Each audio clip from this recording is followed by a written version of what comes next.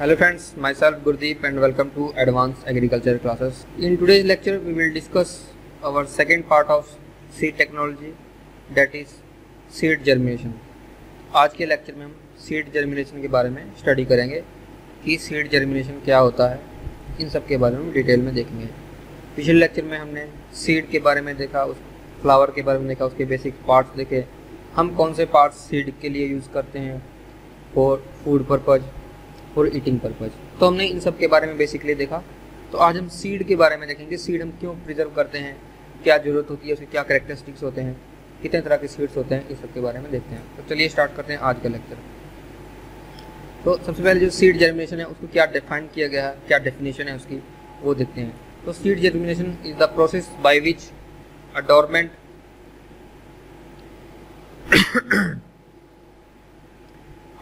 seed began to sprout and grow into a seedling under the right growing conditions. So ये जो dormant condition होती है जिसमें कि सीड डोरमेंट रहता है, उसमें इनएक्टिव रहता है, उससे एक्टिव फॉर्म में, एक्टिव कंडीशन में चेंज होने के लिए जो उसकी जो प्रॉपर कंडीशन प्रोवाइड की जाती हैं ग्रो करने के लिए, उसकी हेल्प से जब वो प्रॉपर एक्टिवेशन फॉर्म में आ जाता है, स्प्राउट होने लगता है, उसी को सीड जर्मिनेशन बोलते हैं।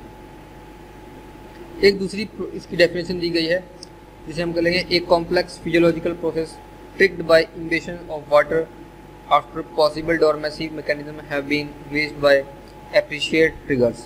सो एक कॉम्प्लेक्स फिजियोलॉजिकल प्रोसेस है जिसमें कि कुछ इन्वेशन मीन्स होता है soaking of water, इन्वेशन biological process है जिससे हम वाटर का सोकिंग होता है। जैसे वी कैन सी दैट कि गर्मियों में हमारे दरवाजे होते हैं वो ढीले हो जाते हैं, जल्दी इजीली बंद हो जाते हैं। सर्दियों में या बरसात के मौसम में इजीली वो बंद नहीं होते, वो वाटर इम्बिशन की वजह से होता है। वाटर को एब्जॉर्ब नहीं करता, वो एब्जॉर्ब की प्रोसेस को जो बायोलॉजिकली होती है उसको हम इम्बिशन बोलते हैं। सो वाटर एब्जॉर्ब होता है, मॉइस्चर एब्जॉर्ब होता है। तो जो वाटर का इम्बिशन होता है, वाटर अपटेक होता है, उसकी हेल्प से उसमें एक्टिविटी होती है, उसमें जो डोरमेसी होती है उसको ब्रेक किया जाता है, उसमें एंजाइम्स को एक्टिवेट कर दिया जाता है वाटर के द्वारा। जब उसकी प्रॉपर कंडीशन जाती हैं, सॉयल, एयर, वाटर, तो उसकी हेल्प से उसकी डोरमेसी ख़त्म हो जाती है और सीड जर्मिनेट हो जाता है। Rapid expansion growth of embryo culminates in rupture of the covering layer and emerge of radical.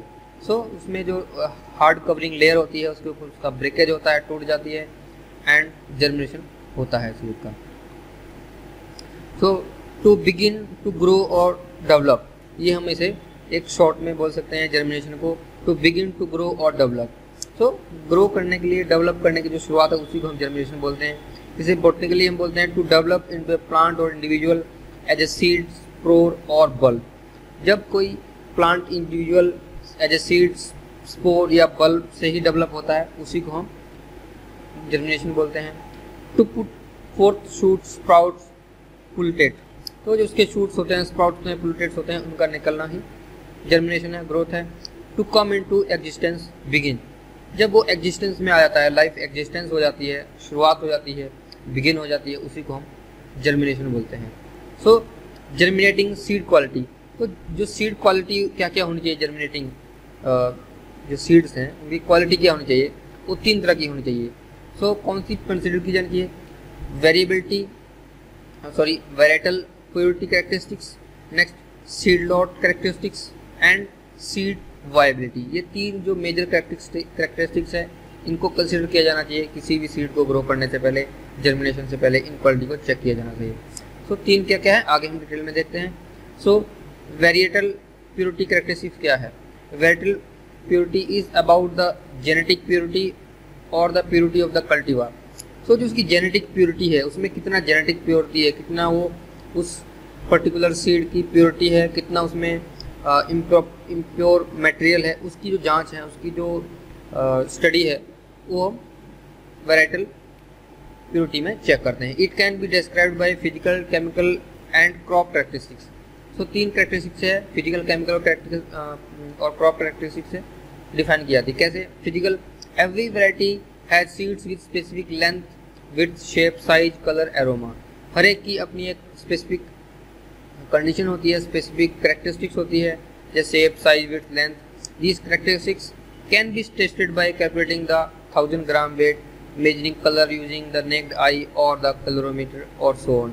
तो इस तरह जो consequences जो हैं consecutively हम इसके चेक कर सकते हैं, शेप साइज जो स्टैंडर्ड है उससे मैच करके कि फिजिकल कैरेक्टरिस्टिक्स मैच कर रहा है या नहीं कर रहा है। Then second is the chemical characteristics. So chemical characteristics means various chemical test can also be used to see the different between varieties. जो केमिकल टेस्ट होते हैं कुछ हम उनसे चेक कर सकते हैं कि वो प्रॉपर कैरेक्टरिस्टिक्स उनमें है या नहीं है, जैसे amylase content, alkali digestion, colour, gel consistency and brown rice protein are all different between varieties. तो ये जो डिफरेंट वैरायटीज हैं उनमें जो केमिकल टेस्ट करके हम टेस्ट कर सकते हैं कि वो जेनेटिकली प्योर है या नहीं है। So next is crop characteristics. तो क्रॉप कैरेक्टरिस्टिक्स क्या है? Most of the time A variety has always the same plant height, time of maturity, plant colour and plant growth habits. तो जो मोस्टली जो क्रॉप होती है उसका जो एक तरह के सीड्स होते हैं उनका नेचर होता है कि सेम हाइट के रहेंगे, सेम टाइम मैच्योरिटी आएगी, सेम टाइम उनका कलर चेंज होगा, या सेम टाइम वो ग्रोथ होगी, या सेम टाइम उनकी मैच्योरिटी होगी। लेकिन अगर वो कैरेक्टरिस्टिक्स उनमें प्योर नहीं है, वो उनमें दूसरे सीड्स हैं, इम्प्योरिटी है, जेनेटिक प्योरिटी नहीं है, सो दे में very with their all these habits like height, weight or their maturity time or their color, all these things may be varied with their genetic impurity. Then next is seed lot characteristics. Seed lot characteristics means a description of seed lot include the level of impurities, seed size and damaged, deformed or diseases. So lot में हम check करते हैं कि उसमें impurity कितनी है, seed size, damage कितने हैं, deformed कितने हैं, या उसमें disease seed कितने हैं। तो इसमें इम्प्योरिटीज कौन सी हो सकती हैं? Impurities are weed seeds, seeds of other crops और species and inert material such as stone, dirt, twigs. It is expressed on the percentage basis by weight. So कितना बाय परसेंटेज वेट इम्प्योरिटीज इसमें, या तो दूसरे crop के seed हो सकते हैं, दूसरी स्पीसीज के हो सकते हैं, इनर्ट मटेरियल हो सकता है, स्टोन्स हो सकते हैं, dust, dirt, all these things are checked by impurity with the help of percentage by weight. Then seed size, plumpness, fullness or usually good seed characteristics. They mean that seeds has the potential to produce vigorous seedlings under the favorable condition. जो plumness होगी, fullness होगी, जो seeds होंगे वो full good condition में होंगे, तो उम्मीद की जाती है कि वो अच्छे से grow करेंगे, उनमें कोई problem नहीं आएगी। Then damaged, deformed or infected seeds. High quality seeds should be free from seed-borne disease, insects, other extraneous matter. They should also be free from various types of mechanical injuries that produce germination and seedling vigor. So इन सब से injuries जो है उनसे free होने चाहिए seeds को, तभी वो good seeds कहलाएंगे। Then next is seed viability. So seed viability क्या है? Viability when a seed is capable of germinating after all the necessary environmental conditions are provided or met is called viability. जब किसी seed को proper condition दी जाती है, soil दी जाती है, air दी जाती है, वाटर दिया जाता है एंड एवरीथिंग जो कंडीशंस को प्रोवाइड की जाती है, उसके बाद जब वो जर्मिनेट कर सकता है उसकी एबिलिटी को हम वायबिलिटी बोलते हैं। So average life span of the seed is 10 to 15 years. So 10 से 15 साल तक सीड की लाइफ होती है। वो डिपेंड करता है सीड से, किस तरह के सीड्स हैं, लेकिन एवरेज लाइफ हम इतना साल तक बचा के रख सकते हैं। Conditions are very important for the longevity. So conditions कौन सी जरूरी है उसकी लॉन्गिविटी के लिए, कि हमारे जो सीड्स हैं वो बचे रहें, वो ख़राब ना हो, उनकी वाइबिलिटी बनी रहे, वो परमानेंट डोरमेंट ना हो जाए। सो इनकी क्या कंडीशंस है? कोल्ड होना चाहिए, ड्राई होना चाहिए, एनारोबिक कंडीशन होनी चाहिए। मीन्स कि जब भी सीड्स को उसकी एरोबिक कंडीशन में आ गया, उसको एयर, वाटर और सॉइल या मॉइस्चर का टच हुआ, तो वो विगरसली जर्मिनेट करना शुरू कर देगा, उसकी जो लॉन्गेविटी है वो ख़त्म हो जाएगी, मीन्स डोरमेंट नहीं रहेगा, उसकी वाइबिलिटी जो है वो एक्टिवेट हो जाएगी और वो सीड जर्मिनेट कर जाएगा और हमारा सीड लॉन्गेविटी के लायक नहीं रहेगा, वो ख़राब हो जाएगा। These are the condition which are maintain in the seed banks. तो ये जो कंडीशंस हैं, कोल्ड, ड्राई, एनोरबिक कंडीशन, ये तीनों जो है वो जो सीड बैंक्स होते हैं जहाँ पर सीड को बचा के रखा जाता है लॉन्ग टाइम्स के लिए, अलग अलग जो प्योरिटी के लिए, तो वहीं पर ये कंडीशन प्रोवाइड की जा सकती है। Then seed viability. The viability of the seed in the field will depend mainly on its stored moisture level, germination potential and its vigor. जो सीड वाइबिलिटी है ये 3-4 कंडीशन पे डिपेंड रहती है, मैंने पहले भी जो डिस्कस किया है। सो मॉइस्चर कंटेंट पे देखते हैं। Moisture content has the big influence on the life and vigour of the seed. जो मॉइस्चर कंटेंट होता है ये सबसे ज़्यादा इफेक्ट करता है, क्योंकि मॉइस्चर मिलते ही इंबिबेशन होता है और इंबिबेशन से ही जर्मिनेशन स्टार्ट होता है। एयर तो अवेलेबल होती ही है हर जगह, मेनली हमारा मॉइस्चर होता है जो जर्मिनेशन में हेल्प करता है, ये जर्मिनेशन जल्दी करता है। Moisture content should be less than 14% and preferred less than 13% if stored for a long time. At least 14% तो रहना चाहिए, अगर वो 13% से कम है दैट इज़ फार गुड, अगर वो 14% से कम है तो चल जाएगा। Then germination percentage in the proportion of the total number of seeds that are live, this is tested by counting the number of seeds that germinate।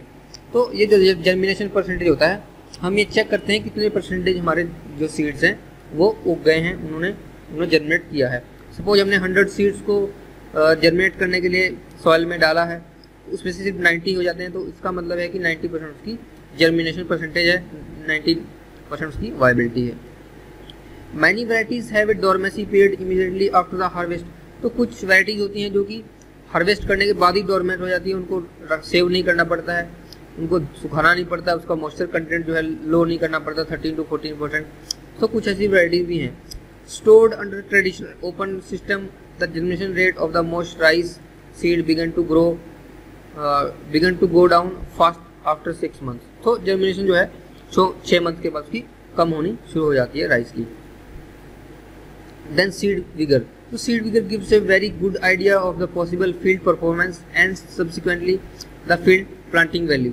तो जो seed vigor है वो हमें आइडिया देता है कि कितना जल्दी कितना अच्छे से वो ग्रो कर सकता है प्लांट, तो इसके बारे में हमें बताता है। While the seed of the germination varieties slightly across varieties, seed should absorb moisture and within 2 days produce a root and first leaf in 4 days। जो भी गुड सीड्स होंगे, जो गुड विगर होगा जिनमें, तो वो 2 दिन के अंदर अंदर उसको जर्मिनेशन स्टार्ट करना होगा और 4 दिन तक एटलीस्ट 1 या 2 लीव्स उसकी निकल जानी चाहिए किसी भी सीड की। Seed vigour is all these things that germinate the level of activity and performance of the seed during germination and seedling emergence. Seed vigour is an important factor in seedling establishment. तो seed vigour है उसकी important factor है जो seedling establishment में help करता है, उसके बारे में इंफॉर्मेशन देता है। Low in vigour produce weak seedling that are susceptible और वल्नरेबल टू एनवायरमेंट स्ट्रेसेस। तो जो लोअर विगर का होगा, जिसमें अच्छा विगर नहीं होगा, तो उसकी जो सीडलिंग होगी वो बहुत वीक होगी, उसमें ज़्यादा चांस होंगे कि उसमें कोई भी बीमारी लग सकती है, उसको कोई भी अटैक हो सकता है, इन्वायरमेंटल स्ट्रेसेस हो सकते हैं, या उसकी जो ग्रोथ अच्छी नहीं हो पाएगी। A high level of vigour in seed provide for the early and uniform stand which give a growing seedling good resistance against various environmental stresses। तो जो गुड विगर होगा, जिसमें हाई लेवल विगर होगा, वो उसकी जो स्टैंड होगा वो अच्छा होगा, जल्दी ग्रो करेगा, उसमें जो रेजिस्टेंस ज़्यादा होगा एनवायरमेंटल स्ट्रेसेस से लड़ने के लिए, किसी बीमारी से लड़ने के लिए, उसमें ये कंडीशन ज़्यादा स्ट्रॉन्ग होगी। So seed dormancy means prevents germination under the poor conditions. तो डोरमेसी क्या होती है? जब पुअर कंडीशंस होती हैं उसमें जो उसको जर्मिनेट होने से बचाता है, उसको प्रिवेंट करता है। तो इसका क्या रीजन हो सकते हैं डोरमेसी के? हार्ड सीड कोट, तो कभी कभी क्या होता है जो सीड कोट होता है वो हार्ड हो सकता है। इमेच्योर एम्ब्रॉय, जो एम्ब्रॉय होता है वो इमेच्योर होता है, उसका अच्छे से मैच्योरिटी नहीं होती है, अर्ली हार्वेस्टिंग होती है, तो वो डोरमेंट हो जाता है। और केमिकल इनहिबिटर्स प्रेजेंट होते हैं, उसमें ऐसे एंजाइम्स होते हैं, कुछ इनहिबिटर्स होते हैं जो कि उसकी सीड जर्मिनेशन में को इनहिबिट कर देते हैं, उसको रोकते हैं जर्मिनेट होने में, तो डोरमेंट हो जाता है। तो जो डोरमेसी है इसको मेंटेन करना भी ज़रूरी है। ज़रूरी क्यों है? क्योंकि हमको कुछ ये इसका इफेक्ट पॉजिटिव भी है और नेगेटिव है। अगर डोरमेसी हमारी नहीं रहेगी तो कोई भी सीड प्रिजर्व करना मुश्किल हो जाएगा, क्योंकि हम लॉन्गेविटी उसकी ख़त्म हो जाएगी। अगर वो डोरमेंट है और एक्टिवेट नहीं हो रहा है, जर्मिनेट नहीं हो रहा है, मीन्स कि वो ख़त्म हो जाएगा सीड, वो जर्मिनेट नहीं हो पाएगा, हमारे जो न्यू प्लांट्स है वो नहीं पैदा हो पाएंगे, उग नहीं पाएंगे। सो कुछ जो डोरमेंसी है वो क्यों बैरियर करती है? कुछ फिजिकल बैरियर होते हैं। The seed coat testa is waxy waterproof and impermeable to oxygen. तो कभी कभी क्या होता है जो वाटरप्रूफ रहता है, मीन्स उसमें इम्बिशन नहीं हो पाता है, वाटर अपटेक नहीं हो पाता है, तो जर्मिनेशन नहीं होता है। कभी कभी क्या होता है इम्परमेबल टू ऑक्सीजन, तो इम्परमेबल होता है, उसमें ऑक्सीजन पेनिट्रेट नहीं कर पाती है, जब तक ऑक्सीजन नहीं मिलेगी उसको रेस्पिरेशन नहीं होगा उसका, तब तक वो सीड जनरेशन नहीं होगा। देन फिजिकल स्टेट क्या हो सकती है, डिहाइड्रेट हो सकता है, उसमें वाटर कंटेंट 0 हो सकता है, 1% 2%, या डिहाइड्रेट रहे तो भी डोरमेसी रहती है।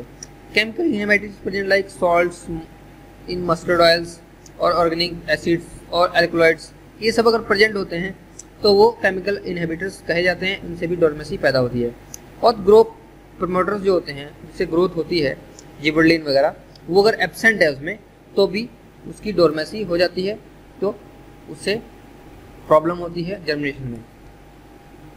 तो जब डोरमेसी है उसको कैसे ब्रेक कर सकते हैं, तो कैसे ब्रेक करेंगे उसको लिए कुछ मेथड्स हैं, जैसे break down of barriers like abrasion of the seed coat, अगर वो सीड कोट उसका हार्ड है तो उसको हम एब्रेजन कर सकते हैं। डिकम्पोजिशन ऑफ सीड कोट, उसका डिकम्पोजिशन कर सकते हैं। Cracking of seed coat by fire, अगर हम उसको फायर में रख दें क्रैकिंग कर सकते हैं, उसको बीटिंग कर सकते हैं, तो उसकी जो डोरमेसी है तोड़ी जा सकती है, ब्रेक की जा सकती है। Change in the physical state में चेंज करें, रिहाइड्रेट करें, उसमें वाटर में उसको इम्बिशन किया जाए, उसमें वाटर डाला जाए तो भी डोरमेसी ब्रेक हो सकती है। Destruction and dilution of the inhibitors, जो इनहिबिटर्स है उसको डाइल्यूट किया जाए या उसे लाइट में रखा जाए, टेम्परेचर हाई लो पे रखा जाए, या उसको वाटर प्रोवाइड किया जाए। सो इस तरह से, या फिर production of the growth promoters, या हम उसका ग्रोथ प्रोमोटर्स का प्रोडक्शन कर सकें। जैसे हमने पहले बताया क्या क्या प्रॉब्लम्स हैं, उसी को लेके हमने उसके लिए सोल्यूशन निकाले कि हम ये कर सकते हैं। Then stage seedling to the cell division, तो क्या क्या स्टेजेस हैं, सीडलिंग कैसे जनरेट करता है, एक्चुअली कैसे उसका जर्मिनेशन होता है, उसके बारे में देखते हैं। तो हम जानते हैं कि माइटोकॉन्ड्रिया होते हैं जो कि सेल के अंदर प्रेजेंट होते हैं, ये store house of the food होते हैं, power house of the cell कहा जाता है, उसमें ही पूरा फूड स्टोर रहता है। तो माइटोकॉन्ड्रिया के अंदर में जो फूड स्टोर होता है उसी की हेल्प से जर्मिनेशन होता है। तो जब माइटोकॉन्ड्रिया में फूड स्टोर होता है और जब उसको कंडीशंस दी जाती हैं, जैसे लाइट, एयर, वाटर, सॉयल, ये सब उसको जो फिजिकल केमिकल जो भी कंडीशन चाहिए होती हैं प्रॉपर, वो जब उसको प्रोवाइड की जाती हैं, सो रेस्पिरेशन स्टार्ट होता है। तो ये रेस्पिरेशन जब स्टार्टिंग में एनारोबिकली स्टार्ट होता है, क्योंकि वहाँ पर ऑक्सीजन प्रेजेंट नहीं होती है। तो जब तक ऑक्सीजन पहुँचती है उससे पहले एनारोबिक रेस्पिरेशन होता है। उसके बाद कुछ जो सॉल्युबल शुगर्स हैं वो एक्ट करते हैं उस पर और एटीपी का प्रोडक्शन होता है। हमने जो रेस्पिरेशन चैप्टर है उसमें हमने एटीपी, एडीपी प्रोडक्शन, इस सब के बारे में, रेस्पिरेशन के बारे में डिटेल में पढ़ा है। और आप डिटेल में एटीपी क्या है इन सब के बारे में देखना चाहते हैं तो आप रेस्पिरेशन में या फोटोसिंथेसिस जो चैप्टर्स हैं उनमें देख सकते हैं। तो उसके बाद एटीपी प्रोडक्शन के बाद, जब एटीपी मीन्स उसकी एनर्जी है, मीन्स एक फूड है, जब वो प्रोड्यूस होता है तो उससे आरएनए एक्टिवेट होता है। आरएनए एक्टिवेट होने के बाद पोलिसोम्स बनते हैं, फिर प्रोटीन सिंथेसिस होता है। सो उसके बाद जो प्रोटीन से जितने एंजाइम्स होते हैं प्रोटीन से बने होते हैं, सो एंजाइम्स एक्टिवेट होते हैं, एंजाइम्स का प्रोडक्शन होता है। फिर उसके बाद डीएनए का सिंथेसिस होता है 45 आवर्स के बाद, जो मीन्स कि जब सीड को हम सो करते हैं उसके 45 आवर के बाद ही उसका सिंथेसिस होता है। और जो माइटोसिस होता है वो 70 आवर्स के बाद सेल डिवीजन का पार्ट टाइप है। ये माइटोसिस, मियोसिस दो तरह के होते हैं। सो माइटोसिस, मियोसिस के बारे में आप डिटेल में आगे पढ़ेंगे। सो जो माइटोसिस, सिंपली समझ लीजिए कि it is a type of cell division. इसमें सेल डिवीजन होता है वो 70 आवर्स मीन्स अबाउट 3 डेज के बाद उसमें सेल डिवीजन स्टार्ट हो जाता है, जिसे आप पिक्चर में देखते हैं कि सेल डिवीजन के बाद उसका जर्मिनेशन स्टार्ट हो गया है। So these are the pictures showing the seed germination of different seeds. These are about we can say 48 hours. This is about 4 days, means 90 hours you can say. So environmental factors that affect the seed germination. तो environmental factors कौन से हैं? That is water, temperature, oxygen and light. I have already explained a bit about all these things. So let us explain a little bit more. And seed water uptake. Seed soil contact varies with seed size and shape. तो seed shape size जैसे जैसे very होगा वैसे ही soil contact में change आएगा, क्योंकि अगर seed का एरिया ज़्यादा है तो सॉइल कॉन्टैक्ट ज़्यादा होगा। Small seed and smooth coated seed या seeds most efficient in H2O uptake. तो जितने छोटे होंगे उतने ही उनका जो होगा एरिया स्मॉल होने का कारण एरिया ज़्यादा होता है। मीन्स ऊपर मैंने ज़्यादा बोला मतलब एक सिंगल सीड का एरिया ज़्यादा होगा, लेकिन अगर सीड स्मॉल है तो पर्टिकुलर नंबर ऑफ सीड्स का एरिया ज़्यादा होगा। तो ज़्यादा सीड हो गए तो ज़्यादा सॉइल के टच में आएंगे, more number of seed touch में आएंगे, मीन्स कि उनका वाटर अपटेक ज़्यादा होगा। Increase the soil contact larger surface area और वॉल्यूम रेशो, तो उससे सॉइल अपटेक वाटर अपटेक ज़्यादा होगा। सन oxygen availability in soil found to vary from 19 to 21% in a wide range of conditions, time, year, delay, soil depth, soil time. So 19 से 21% के बीच में जो ऑक्सीजन होती है अवेलेबल वो वेरी करती है सॉइल में। सो ये डिफरेंट वेरी कर सकती है कैसे, टाइम के अकॉर्डिंग, टिलेज टाइप के कारण, सॉइल डेप्थ के कारण या सॉइल टाइप के कारण ये वेरी कर सकती है किस तरह के वहाँ से सॉइल कंडीशन अवेलेबल हैं। एक्सेप्शंस में be when seeds are encrusted in soil particle aggregate sealing them off from gas exchange with the soil environment. कभी कभी क्या होता है कि सीलिंग हो जाती है, एग्रीगेट होते हैं, सॉइल जो एग्रीगेट के फॉर्म में होती है, तो वहाँ पर ऑक्सीजन का या गैस का एक्सचेंज नहीं हो पाता, तो जर्मिनेशन को इनहेबिट कर देता है। Then oxygen solubility in water, so O2 solubility increase with the decrease in temperature. So जैसे जैसे टेम्परेचर डिक्रीज होता है वाटर का, तो वैसे वैसे ऑक्सीजन की सॉल्युबिलिटी डिक्रीज होनी लग जाती है। सो इंक्रीज होने पर जो सॉल्युबिलिटी है वो इंक्रीज होती है। Twice as much O2 available to seeds at 5 degree then 40 degree.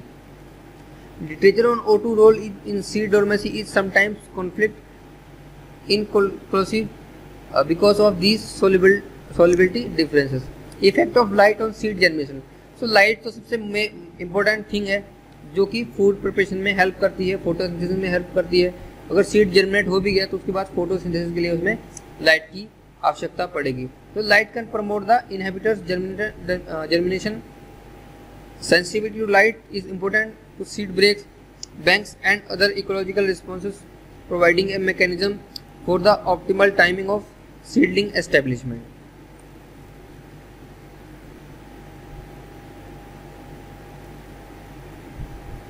So sowing time. So sowing at the time wrong expose the crop to temperature and moisture extremes. So कभी कभी क्या होता है कि अगर हम sowing time को very करेंगे, जो उसका प्रॉपर डिफाइन है उसमें नहीं करेंगे, सर्दियों में जो होगी वो हमने गर्मियों में लगा दी, गर्मियों में सर्दियों में, तो मीन्स की जो खरीफ है उसको रबी में की को खरीफ में लगाएंगे तो प्रॉपर जर्मिनेशन नहीं हो पाएगा, क्योंकि जिस क्रॉप की स्पेसिफिक रिक्वायरमेंट है उसके टेम्परेचर की, उसके सॉइल की, उसके लाइट की, वो उसे नहीं मिल पाएगा, तो उससे उसकी जर्मिनेशन प्रॉपर नहीं हो पाएगी। सो अब आते हैं हम सीड जर्मिनेशन। तो सीड जर्मिनेशन क्या है, एक तरह से जो परसेंटेज है मैंने पहले भी डिफाइन किया, germination capacity of a seed lot refers to the capacity of the seeds in that lot to germinate normally and produce all the parts of the healthy seedling and grow. तो कैसे define करते हैं, number of normal seedling divide by total number of seedling germinated. Means अगर हमने 100 seeds को grow किया, सो किया, उसमें से 90 ही ग्रो करते हैं, तो मीन्स 90/100 into 100 मीन्स 90% उसकी जर्मिनेशन एबिलिटी है। नेक्स्ट आते हैं other factors influencing the production. तो प्रोडक्शन को कौन से फैक्टर्स इन्फ्लुएंस करते हैं, देखते हैं। Seed multiplication ratio. Seed multiplication ratio means how much seeds are produce from a single seed. Means कि अगर हम एक पेड़ लगाते हैं, एक पौधा लगाते हैं, तो उससे कितने सीड्स और जर्मिनेट होते हैं और कितने प्रोड्यूस होते हैं, उसी को मल्टीप्लिकेशन रेशो बोलते हैं। Is the number of seeds to be produce from a single seed when it is sown and harvested. तो इसको क्या रेशो है, seed yield divide by seed rate. तो कितना सीड रेट है, सपोज हमने 100 kg सो किया और हमारा 1000 kg प्रोड्यूस हुआ, तो ये SMR रेशो है। कितना seed yield 1000 kg, seed rate 100 kg और हमारा SMR रेशो कितना हुआ, वो 10% हुआ या 10 हुआ ratio. Then seed replacement rate. Seed replacement rate means seed replacement rate is the percentage of area sown out of the total area of the crop planted in the season by using certified quality seeds other than the farm saved seed। So कितना total area हमने सो किया है, जो total area हमारे पास available है, और जो सो किया हुआ एरिया है उसमें जो क्वालिटी सीड होने चाहिए उसी को हम SRR बोलते हैं। सो ये टेबल दी गई, इसमें हम SRR और SMR रेशो दिए गए हैं डिफरेंट क्रॉप्स के, जैसे पैडी, बाजरा, मेज, red gram, black gram, green gram, cowpea, groundnut, sunflower, sesame.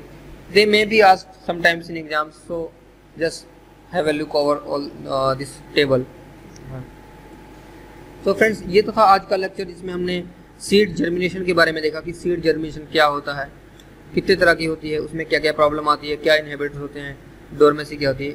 We have studies all these things. तो आई होप आपको ये लेक्चर पसंद आया होगा। अगर आपको लेक्चर पसंद आया तो प्लीज़ आप लाइक करें, शेयर करें। आप हमारे फेसबुक पेज या फेसबुक ग्रुप को भी ज्वाइन कर सकते हैं। आप हमारी दी गई वेबसाइट advancedagriClasses.com पर जाकर लॉग ऑन कर सकते हैं और हमारे दिए गए फ्री डेमो टेस्ट सीरीज ले सकते हैं IBPS AFO के लिए, जो आपको हेल्पफुल होंगे। तो आप हमारे दिए गए टेलीग्राम ग्रुप पर भी आप ज्वाइन हो सकते हैं 8888236316। So thank you for watching.